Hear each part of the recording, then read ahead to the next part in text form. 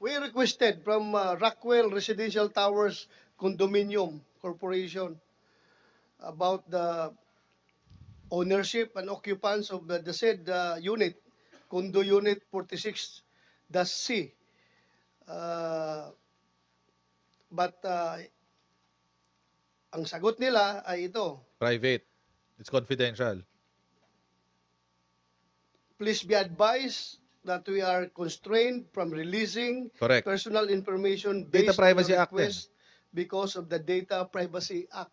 Court order ang kailangan Do you nyo. know from the National Privacy Commission? Court order ang kailangan nyo. If, Hindi pwede sa hearing lang yan. Hindi pwede sa Senate hearing is lang there yan. is there reasons valid? No, Are the reasons valid? hello. Yes. No, Honorable Chair, because if it is the request is for a process, a legal process, or that the information will be used in such a hearing as this, or This in is not a order for you judicial to hearing. fulfill your Sige, mandate, siya then expert eh. you should have been given access to that requested information. As long as you were able to explain or to give due notice that the requested information will be used for a legal process or a lawful process, then you should have been given that information. This legislative inquiry Yes. It's not a is judicial lawful hearing. process. Yes, exactly. Correct? Yes, correct. So, there is no reason for the management of Nah, Rockwell Residential hindi. Tower Condominium I Corporation, disagree. Sorry. General Manager Marjorie Casiban, siya nagpirma ng letter na ito na hindi na pwede ibigay. They should cooperate with this committee. Am I correct? Yes, you're correct, Your Honor. So that's according to the National Privacy Commission. You are the main implementer of the Data Privacy Act. Am I correct? Yes, sir. Thank you very much. So, Kumsek, Sabina, Sa pina agad. Rockwell Residential Towers, Sa pina agad. Corporation. Sa may Simple Data lang naman Privacy Act. hiningi natin eh. Hindi naman ito nakakasira sa tao yung... But anyway, I would like to go back to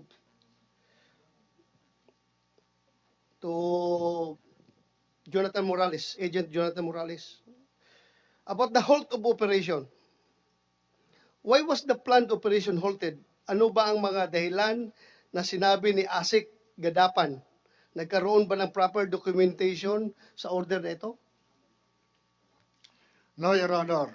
Bali, nalaman ko lang yun. Bali, nung May, bago po ako,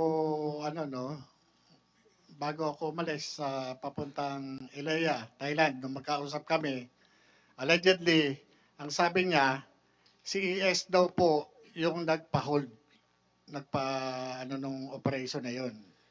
Yun po yung sabi lang niya sa akin. Sinong ES? Si Executive Wait lang ha, bago tayo tumuloy dito kay sinungaling na Morales. Kasi, sabi ng NPC, okay lang daw, dahil daw it's a legal proceeding. Pero kasi, nakasulat dito sa Section 13 ng Data Privacy Act mismo, kapag sensitive personal information and privileged information, the processing of which is prohibited except yung nagbigay ng consent, yung may-ari nung ay yung tao na bibigay na ilalabas mo ng impormasyon. So they cannot just subpoena si Rockwell. Kailangan magpaalam muna si Rockwell kay Maricel Soriano kung kanya talaga yon. Although sinabi naman niya na hindi na kanya yan. Binenta na ron niya noong 2012. Kung sino man yung bagong may-ari, kailangan muna nilang paalamanan yon kung pwedeng ilabas yung impormasyon niya. It's not just that. It's not just because it's a legal proceeding. National Privacy Commission to. Nakikita ba na maayos? Processing of personal information, criteria for lawful processing of information, ayan, processing, criteria for lawful processing, okay? The data subject has given his or her consent. Kaya nga ng judicial ng court order, lalo na pag walang consent ng may-ari. Sensitive personal and privileged information, the data subject has given his or her consent. Specific to the purpose prior to the processing or in case of privileged information, all parties to the exchange have given their consent prior to the processing. Rights of data subject. Be informed whether personal information pertaining him or her shall be or are being or have been processed. So, yun yung mga, hindi kasi basta-basta yun. Although, in general rule, pwede magsalita si, pangalan niya, si Rockwell. But, of course, there are exemptions to the general rule. Lahat, karamihan ng batas, may ganyan. Kahit ito sa civil code, may ganyan. May general rule ka, may exemptions din. Kaya kaya I disagree doon sa sinabi ng National Privacy Commission. May mga exemptions yan. What she mentioned is correct. Tama rin naman yun. But it is the general rule. Anyway, tuloy natin. Inquiry Yes. is a lawful process. Yes, exactly. Correct? Yes, correct. So, there is no reason for the management of Rockwell Residential Tower Condominium Corporation, General Manager Marjorie Casiban, siya nagpirma ng letter na ito na hindi na pwede ibigay. They should cooperate with this committee. Am I No, correct? you cannot Yes, you're correct, Your Honor. So that's according to the National Privacy Commission. You are the main implementer of Okay. the Data Privacy Act. Sige Am I na lang, correct? oo na lang ako. Thank you very much. So, Sige na lang. Kumsek, sabi na, Rockwell Residential Towers, Condominium Corporation. Simple lang naman hiningi natin eh. Hindi naman ito nakakasira sa tao yung... But anyway, Kasi hindi na nga I si would like Maricel to ang go back owner. to Jonathan Morales, Agent Jonathan Morales. Game. About the halt of operation. Why was the planned operation halted? Ano ba ang mga dahilan na sinabi ni Asik Gadapan? Nagkaroon ba ng proper documentation sa order na ito? No, Your Honor. Bali, nalaman ko lang yun. Bali, nung May, bago po ako, bago ako umalis sa papuntang Ilaya, Thailand, nung magkausap kami, allegedly, ang sabi niya, si ES daw po yung nagpa-hold, nung operation na yun. Yun po yung sabi lang niya sa akin. Sinong ES? Si Executive Secretary Ochoa po. Yun po yung Naniwala ka? DDGO po namin siya. That's pure hearsay. Yun po yung Naniwala sabi ka? niya. Naniwala ka ba? Yun po yung sabi niya sa akin, Oh, Your Honor. That's Oo, right. hindi That lang, will not Morales. stand in court.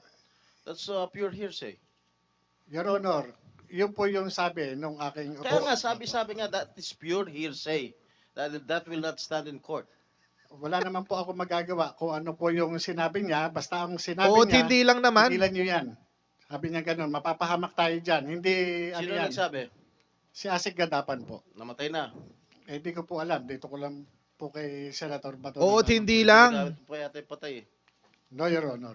Hmm? No, Your Honor. Yun po yung nangyari po nun. Saan niya nakuha yung impormasyon na yun? I'm sorry, Mr. Chair, for interrupting you. Yes, go ahead. No problem. Saan mo nakuha yung impormasyon? Na Where ano po? did your Kay- superior get the information? Na namatay po. Naka-involve na sinasabi ni ES na tigilan na yan. Kay Asik Gadapan nga po. At hindi lang po yun. Ako po ay naimbitahan sa Malacanang Nino? ng ng Law Enforcement Security Integration Office. Ito po When was this? after 1 year o matapos yung humigit kumulang 1 taon. Ito po ay kung di ako nagkakamali, July 2013. Ako po ay pinatawag sa Malacanang. Nagtataka po ako, nagpatawag sa'yo? si Attorney Serapio, Police Director Pelizardo Serapio Jr. ng Law Enforcement Security Integration Office ng Malacanang sa Mabini Hall po. Ngayon po, pinatawag po ako doon ni Attorney Serapio sa Malacanang, pinadala sa akin yung mga dokumento at iba pang holdings. Correction. Your Honor. General Serapio, hindi siya attorney. Ako ko lang, abogado siya, pero para sa inyo, hindi siya abogado. General Serapio, yung Eliseo.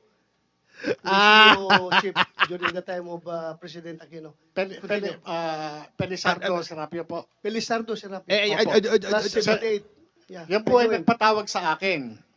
Oh, hindi nga Ngayon siya po, general, abogado, hindi siya Pinatawag abogado. ako po doon, nag-report General po pala. ako doon. Dala-dala ko yung ilang dokumento at yung PowerPoint presentation. Nag-present po ako doon ng humigit kumulang sa 4 na oras. O, nasaan yung PowerPoint? Kung pwede po natin ma-check doon na ako ay nagpunta mismo doon sa lesyo na yon. Kung saan ibinirep ko sila doon sa mga ongoing projects na ginagawa namin. Pati yung mga hindi natuloy o pinigil na mga operasyon ng PIDEA. Nagtataka ako, bakit ako ang pinatawag? Ordinaryong ahente lamang po ako ng PIDEA. Bakit hindi yung director ko o yung director general ng PIDEA? Doon Why? po ako Why? nagtataka doon. Why? Dahil po, nung panahon na yon, nung nagkaroon po ng yung sobra na yung ginagawa ng PIDEA, pagpipigil sa amin na hindi pagtatrabaho. Inilabas ko po ito sa public. Nilabas ko po sa media yan. Kung di ako nagkakamali, 2013 po yan. Nandyan naman po sa YouTube yan. Ano yung nilabas mo? Yung pong incompetence ng PIDEA, bakit ito wala nang nahuhuling malalaki? Samantala, yung mga hinuhuli namin, ito po yung mga based doon sa mga case operational plan na talagang ginastusan ng gobyerno. Bakit parang namimili noon sa mga trabaho? Bakit sinusuppress yung aming yung mga... kinasuhan ka rin ng yung 8 mga million tungkulin extortion. namin? Biruin nyo, nilagay kami ro sa likod ng PIDEA doon sa squatters area na ang hinuhuli namin, malalaking drug trafficker. Ang pinahuhuli na lamang sa amin, piso-piso. Ano ang sabi sa akin sa Malacanang? Wala naman yung mga hinuli nyo eh. Puro mga gawa-gawa nyo lang yan eh. May kaso ka kasi. Matitinong mga yung mga hinuli nyo eh. Pero, pinakita ko sa kanila sa briefing, dala-dala ko yung record ng Anti-Money Laundering Council ang nakapirma, Central Bank Governor, Security Exchange Commission, at saka yung Insurance Commission. Nag-extort ka kasi 8 million. Doon sa AMLAC document.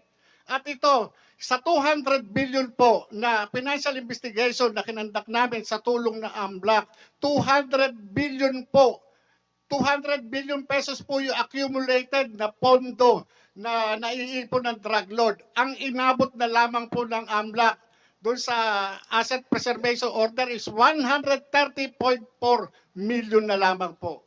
Okay, Pero so pinaliwala ho nila yung mga nag-extort ka sinasabi. kasi ng Sandali. 8 million, yung kuya. pinatawag ka, that was not related to this particular halted operations. Ibang operations yon. Iba-iba po yun. Iba. Iba-iba po. Ang ano ko po nun, bakit hindi natutuloy yung mga operation? Bakit sinusuppress nila yung aming pagtatrabaho? Yun po ang issue ko doon eh.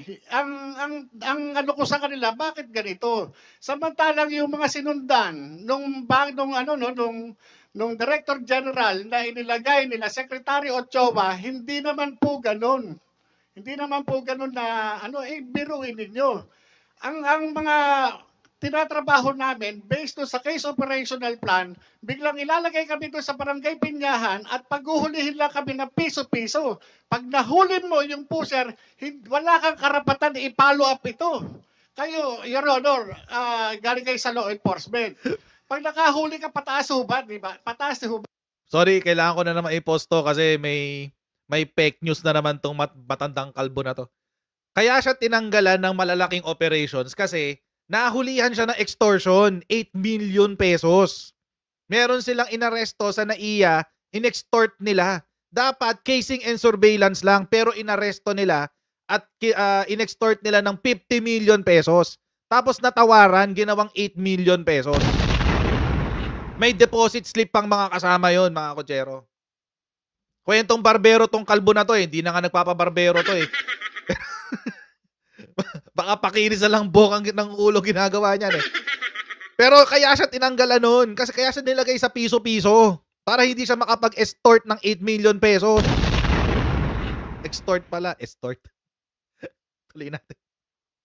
Di ba yung trabaho natin? Eto, pag nahuli mo, tuldo ka na dyan.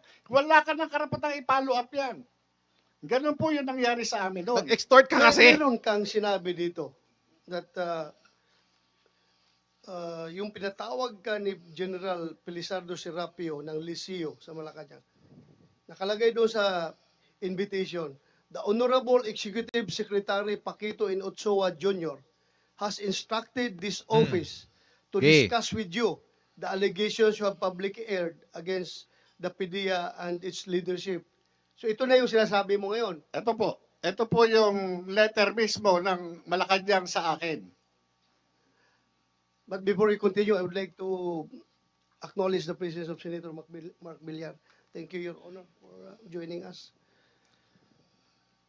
Sanay-sanay So- sa barangay Pinyahan, sabi ni DJ Super Mario. Ayan na. Sabi mo pa, pinagalitan ka doon sa meeting na yun.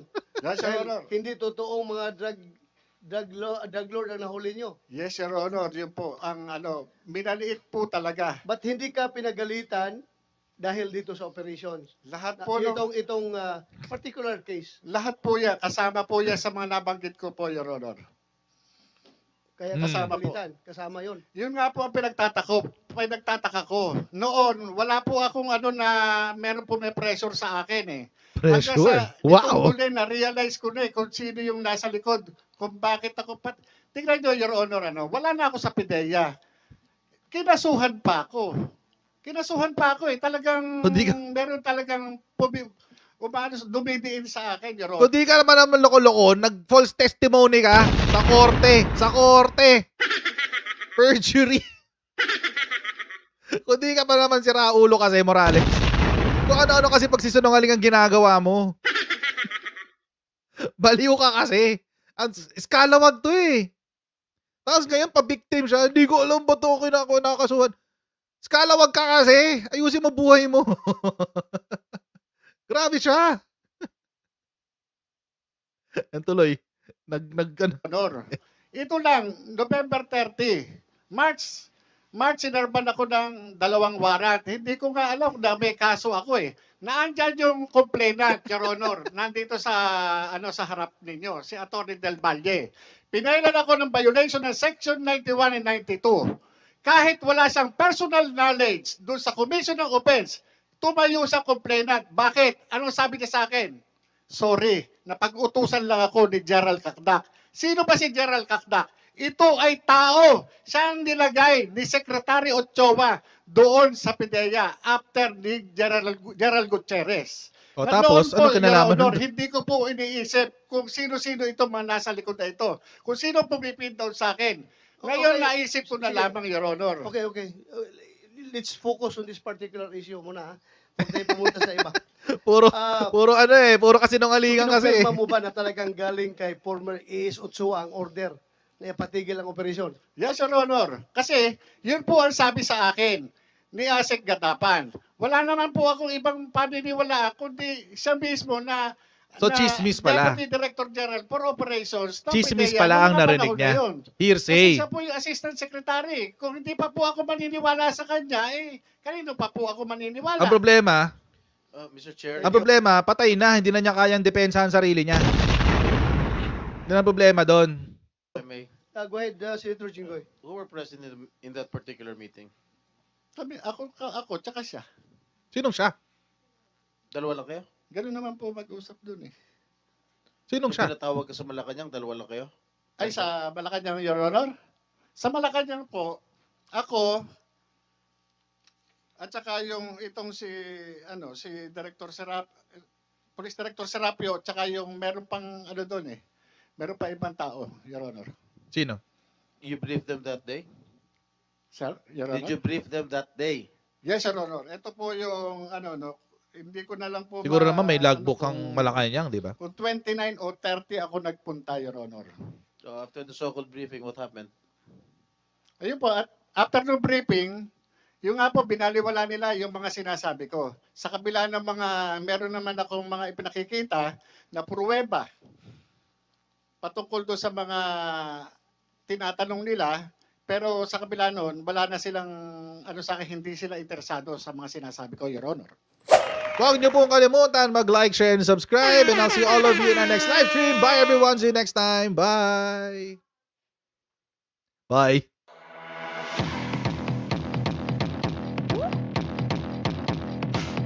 Pag ganun, huwag natin gawing tanga mga Pilipino. Mas maganda kasi nasa lugar ka ng tama kaysa yung pinipilit mo yung pagkakamali.